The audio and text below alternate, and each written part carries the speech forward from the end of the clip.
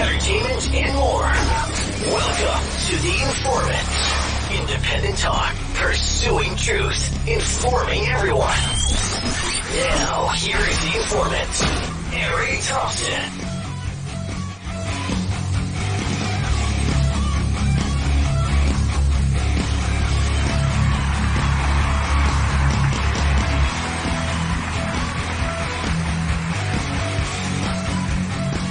Hey, good evening. Welcome to The Informant. Thank you so much for joining me here on Mojo50.com, over on iHeartRadio, over on TalkAmericaRadio.us, over on Magabook.com, Spreaker, and now for those of you that are watching on the different social media platforms, welcome to the video recording of the first part of the show. So every day, Monday through Friday, here on Mojo50.com, I'm going to do a video portion of the first segment, and then you can listen to the rest of the show by heading over to my Spreaker page on Spreaker.com Informant, and you can hear the rest of the show. But I do want to have some video out there so we can kind of connect there. And like I spoke at an event last night, if I speak some other places, and you'll kind of know what I look like, and you'll be able to come up and approach me. If you do want to get a hold of me on social media, the best place to go for any of you is to go over to my social media platform, which is magabook.com, M-A-G-A book.com, follow Informant Show, or you can head over to mojo50.com, click on the silver microphone,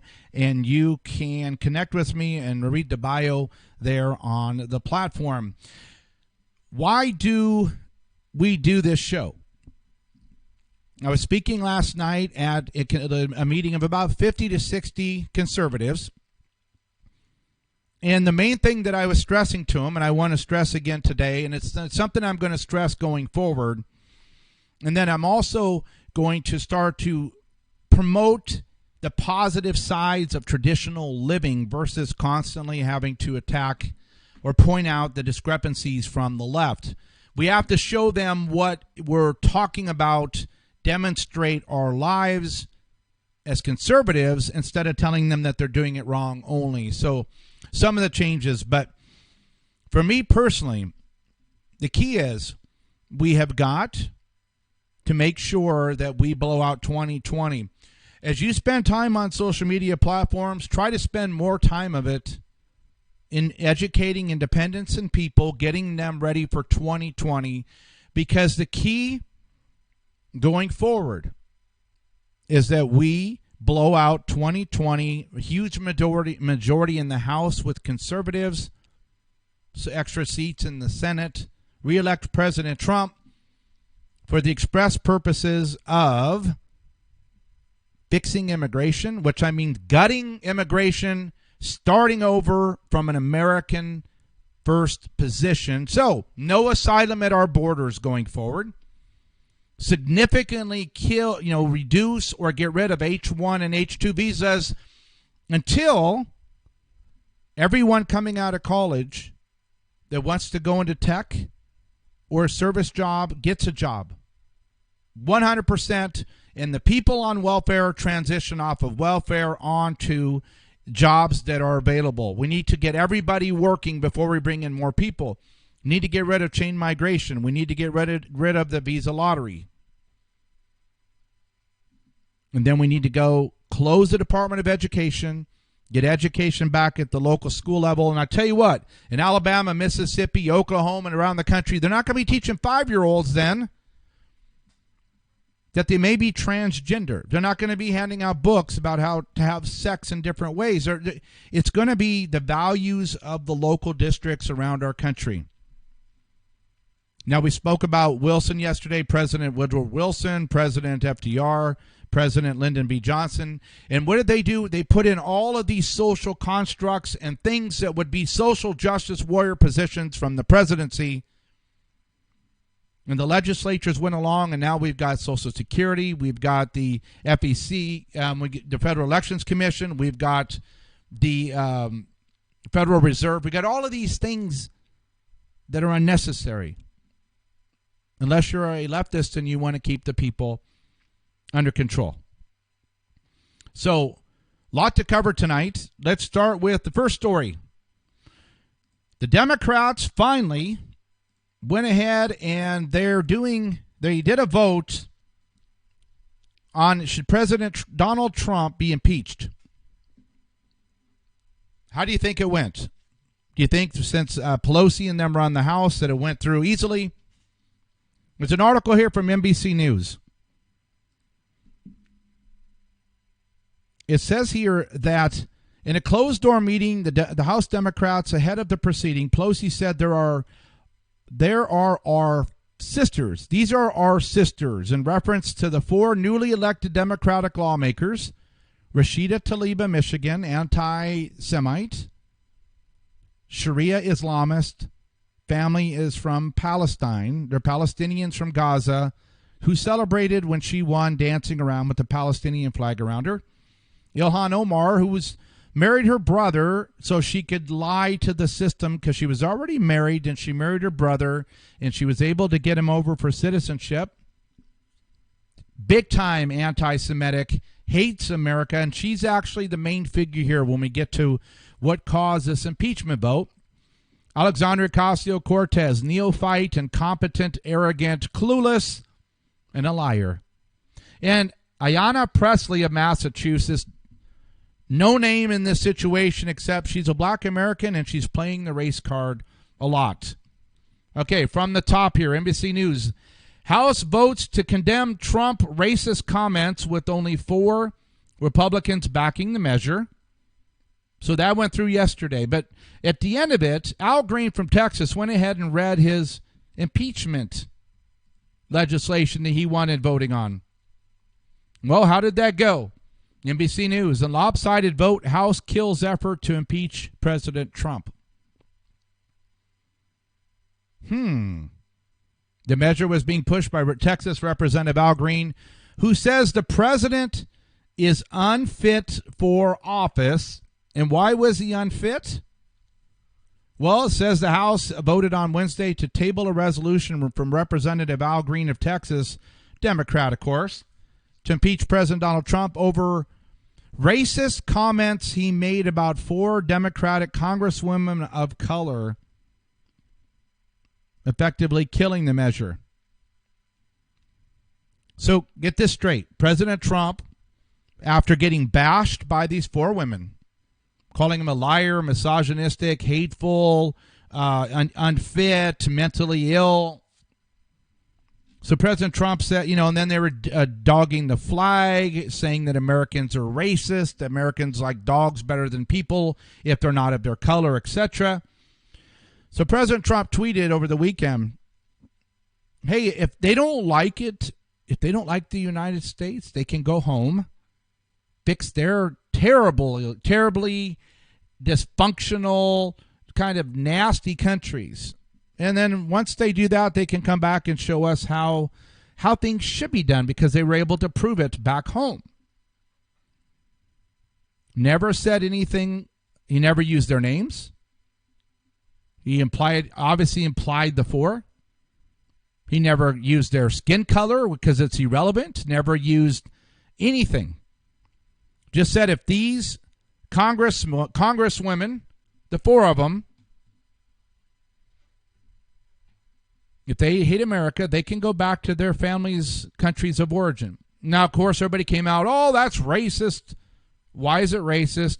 Well, because they're women of color, but Trump would have said the same thing if they were all from Iceland. Hey, go home to Iceland. You fix it because it's screwed up, bankrupt, and then you come back and tell us how you did it.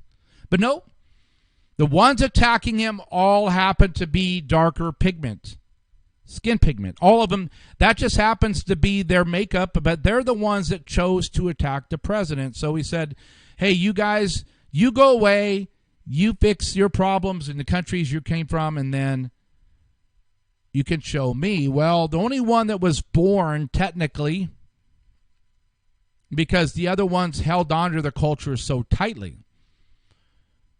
Ilhan Omar from Somalia, who lied on federal paperwork, and she was married to a man, and still is, with 4 kids, but then she also went through with a ceremonial marriage in her Islamic religion, so then her brother could come over to the United States.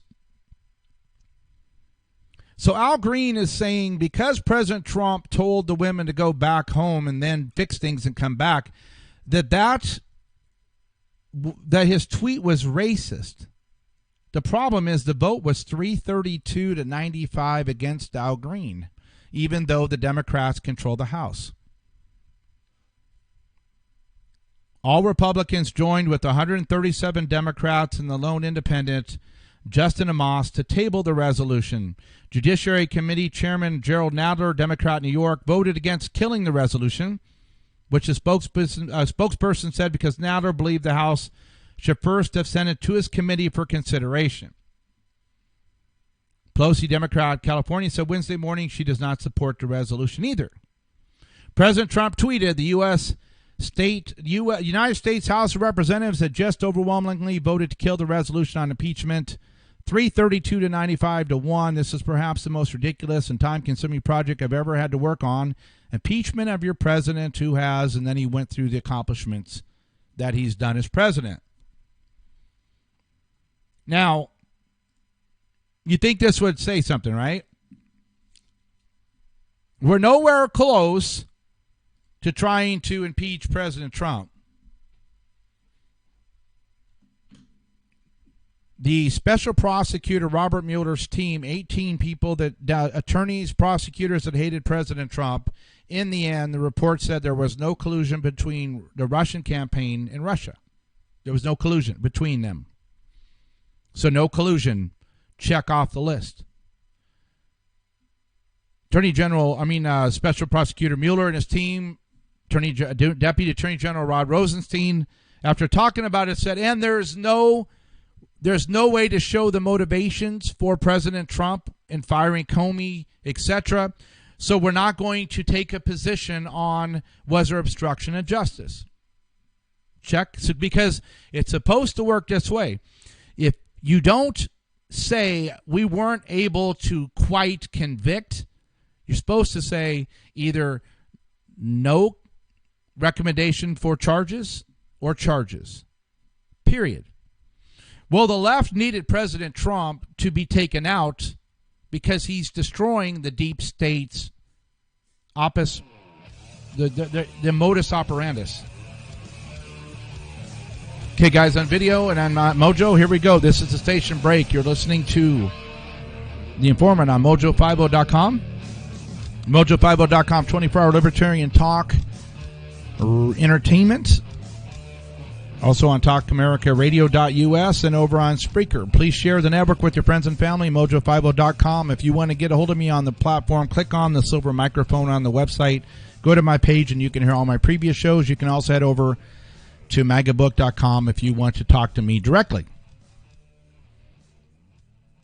So President Trump was supposed to have been taken out by Mueller. We all know that. Now the House is they're renegotiating with Mueller to get him to come over to answer questions about how didn't you come up with charges of obstruction so we could get rid of him. So impeachment's dead. But the Marxist, Democratic, Socialist, whatever you want to call them, they're so hate-filled, they're like, we got to impeach him. He said something that dealt with women of color, so we're going to now try to impeach him for his tweet. That is by no means even close to the realm of reality on justification for asking for the forced removal of a duly elected president of the United States. That's why Pelosi and them are like, oh, Green, why did you do this? We already told you we didn't have anything to impeach the president on. But they went ahead and embarrassed themselves. Just like they're embarrassing themselves by having those four women being the new faces of the Democratic Party. President Trump has been calling out these women because he would love to have Ocasio-Cortez and Ilhan Omar and Rashida Tlaib, especially those three, be the new spokeswomen for the party because they are far leftist, anti-Semitic, anti-American, anti-traditional America whack jobs. So it would be great to have them represent the party. And that's why he's doing it, and that's what makes him so angry. because they want to fight back, but they can't. Well, after this lopsided failed attempt took place, the House then held another vote. Now, they're upset because they, even though there's executive privilege where Attorney General Barr and Commerce Chief Ross met with and notes were taken under executive privilege when they were meeting with the president, the House wanted to force them to come and to testify.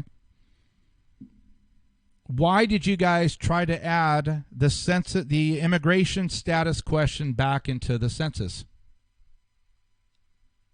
They didn't go because President Trump is the executive saying, I'm exerting executive privilege and you're not allowed to go.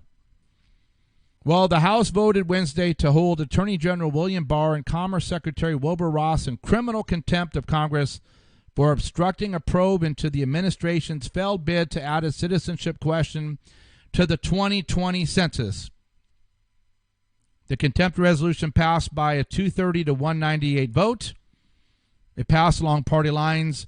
No Republicans voted in favor. Representative Justin Amash of Michigan, now an independent after leaving the GOP, voted in favor of the move. 4 Democrats voted against it. House Democrats know that they have no legal right to these documents, but their shameful and cynical politicals know no bounds is what White House Press Secretary Stephanie Grisham blasted the vote. When she blasted the vote, she said it's ridiculous and yet another lawless attempt to harass the president and his administration. The House rescheduled the vote after Barr and Ross withheld documents after being subpoenaed by the Oversight and Reform Committees as part of its probe into the origins of a now scuttled citizenship question. Okay, what do you guys think of that? The question is not on the census. It's getting printed. Why would it matter if President Trump was asking that a citizenship question, which it was on a different form that was used when Barack Obama was in office in 2000, asking the very same question? Are you a citizen or a non-citizen? But for actually being on the official census, you go back 50 years and it was included. So why did Barack Hussein Obama take it off the form in 2000? And then why would the question that was included previously not be included now when we have this much of a dispute over immigration? Why does the House Oversight Committee want to know the motivations for putting it on there? It wouldn't make it illegal regardless of the reason. It wouldn't be illegal, but it would be a little bit of fuel to try to spark the fire again, to try to give them some momentum because they don't have any. If Ocasio-Cortez and Ilhan Omar and Rashida Tlaib and the other one from Massachusetts, if that's your news, that they're incompetent, stupid, saying stupid, hateful statements, and now President Trump has got them elevated. So this was another attempt to try to get the focus back on President Trump.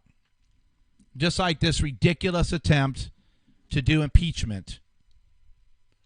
Do you realize presidents don't get impeached? Bill Clinton was not impeached, even though he was caught lying. And everybody knew he was lying, and he was caught under oath. But yeah, President Trump, because of a tweet, well, that would be justification. Yeah, that would make sense. That would be a good time to go ahead and do an impeachment. Now, this story popped up, and I wanted to cover it. This is from the Daily Mail, UK. U.S. official claims Mexican soldiers made an incursion onto American soil and got into a scuffle with a Border Patrol agent near El Paso And this is in the United States, not in Mexico. What do you think of when you think that Mexican military are coming into our country and then challenging and now getting in a fight with one of our Border Patrol agents in our country? Does that make you feel like picking up arms and sending our military in and kicking the Hades out of them? Well, here's the article. Border Patrol Council President Brandon Judge said the incident occurred Tuesday. He said several Mexican military personnel crossed into the United States near El Paso. They fled back to Mexico after a minor scuffle with the Border Patrol agent follows a similar incursion by armed Mexican soldiers into Texas in April. Mexican military personnel have made incursion into U.S. territory, according to the American Border Patrol official.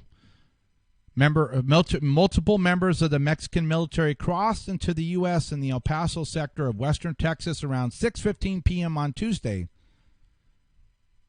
said National Border Patrol Agent Counsel Brandon Judd. Quote, we have several Mexican military personnel cross the Rio Grande River and come up to our fence, which is about 200 yards north into the United States, Judd said. He said that a Border Patrol agents responded and that most of the Mexican soldiers scattered and fled back across the border. One Mexican soldier did not make it back. He was confronted by the Border Patrol agent. He said there was a minor scuffle, after which the Mexican soldier fled back across the border into Mexico. Judge said he did not believe the Mexican soldiers were armed and speculated they might have just been looking around. Why would Mexican soldiers,